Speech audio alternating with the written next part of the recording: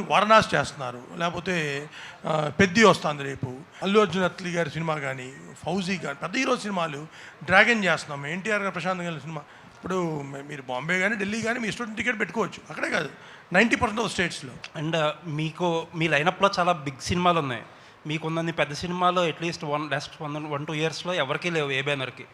ఈ ప్రాబ్లంకి ఒక సొల్యూషన్ తీసుకురాకపోతే మోస్ట్ ఎఫెక్టెడ్ పార్టీ మీరే అవుతారు. ఏంటి sir, what is the road map now? ఇక్కడ solution is we have to get flexi rates అండి. We going to approach both the governments in Telangana and Andhra, and వాళ్ళు అర్థం చేసుకుంటారు.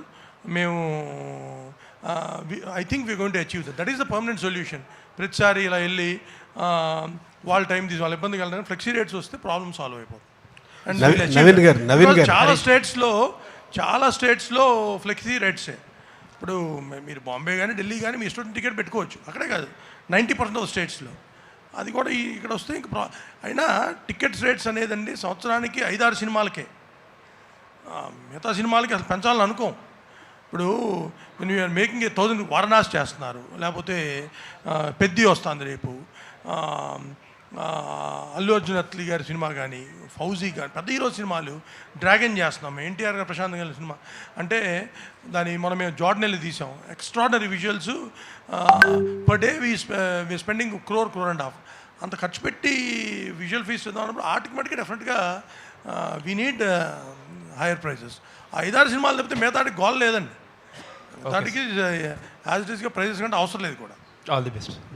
హరీష్ గారు ఇక్కడ దాకా అన్నారు కదా శ్రమించే గోత్రం అని చెప్పి. నాకు క్వశ్చన్స్ అయిపోయినాయి, just I want to conclude. Hopefully success సాధించే గోత్రం అవ్వాలని కోరుకుంటున్నా. All the best. నవీన్ గారు, ఇప్పుడు ఏపీలో రేపు మార్నింగ్ 4-5కే షో పడుతుంది, తెలంగాణలో మాత్రం 7 దాకా పట్టలేదు, ఓవర్సీస్లో నైటే పడిపోతుంది.